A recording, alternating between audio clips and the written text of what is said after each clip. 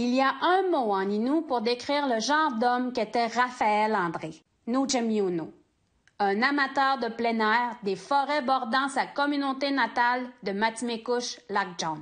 Un apprenti silencieux et attentionné, et le fils aîné d'une famille recomposée. Son surnom était Napa. Et pour ceux qui l'aimaient, il était bien plus qu'un autochtone sans abri. Il a été retrouvé mort non loin du refuge qu'il fréquentait à Montréal.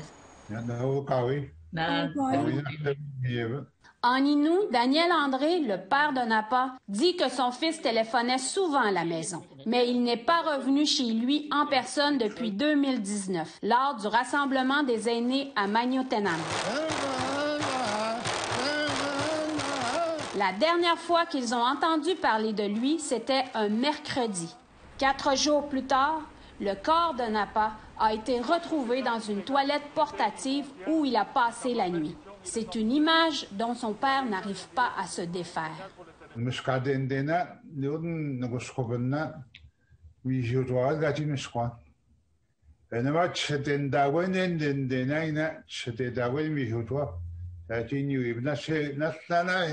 La nouvelle s'est répandue rapidement dans la communauté. Le chef était au courant avant même que les autorités communiquent avec lui. Je m'en allais négocier à Skido, puis quelqu'un qui m'a arrêté en Skido me le dire. Ça vient de chercher pour la tristesse, là. Napa était un habitué de la porte ouverte, un refuge qui a dû cesser ses activités de nuit à la demande des autorités de la santé publique après une éclosion de COVID-19. Every day he was here, and unfortunately, the last week of his life, he was the last one out of the door every day, and he wanted to stay because we were open 24 hours, but we were unable to allow that because the public health had us, was forcing us to close at 9:30. John Tessier est à la porte ouverte depuis longtemps. Au fil des ans, il lui est arrivé à plus d'une reprise de déplorer le décès de clients. Il affirme que Napa était bien connu. Napa was a strong guy, but with a good heart. A lot of people, everyone really respected him and cared about him. He was generous, always willing to share. So those are the main things. Les détails du décès sont confidentiels en raison d'une enquête du coroner. On croit que Napa se cachait de la police. Cela a suffi pour que la mairesse demande au gouvernement du Québec d'exempter les sans-abri du couvre-feu de 20 heures, présentement en vigueur dans toute la province. Mais Québec ne bouge pas. Les policiers connaissent très bien la réalité des itinérants, là. Selon M. Legault, les policiers comprennent les réalités des sans-abri et ils ont exhorté des centaines d'entre eux vers des refuges après le couvre-feu. Et les policiers s'amusent pas à donner des contraventions aux itinérants pour rien, là. Mais un récent article révèle que ce n'est peut-être pas toujours le cas. Une équipe de chercheurs universitaires a constaté que la situation avec la police se détériore. Ils ont constaté que près de la moitié de toutes les contraventions émises par les policiers de Montréal sur une période de 7 ans étaient remises à des itinérants. Les Autochtones sont 5 fois plus susceptibles d'obtenir une contravention. Et plus de 90% du temps, le constat d'infraction en est un d'ivresse publique.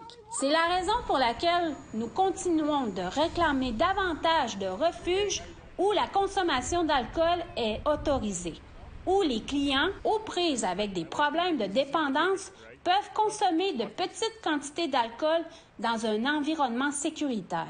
Pendant ce temps, le ministre responsable des Affaires autochtones, Yann Lafrenière, exhorte à la patience. Voici la déclaration du ministre, lui-même un ancien agent de la SPVM. Il n'y a pas de solution simple aux problèmes complexes. Il s'oppose à l'exemption du couvre-feu, mais quelques mesures de redressement temporaire ont été prises la semaine dernière. Un stade de l'est de la ville devient un refuge. Il est même question d'installer des tentes chauffées au Square Cabot, un lieu de rassemblement bien connu de la population autochtone en milieu urbain. Pour sa part, John Tessier affirme que la porte ouverte est sur le point de reprendre ses activités jour et nuit à nouveau. The best way we can honor his life is to fight and to make sure that things like this don't happen again. Au nord, la maire de Napa explique en Ascapie qu'il est difficile de penser à autre chose.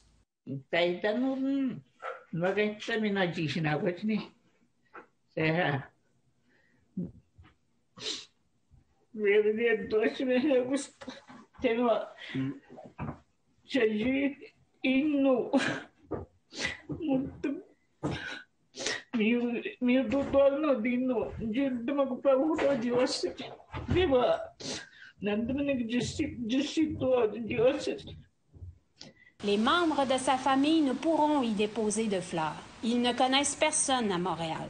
Alors, ils ont un message à laisser à leur fils. On se souviendra de toi. Et à la société, ils en offrent un autre. Vous pouvez faire mieux. Chouchane Bacon, Nouvelle nationale d'APTN, Montréal.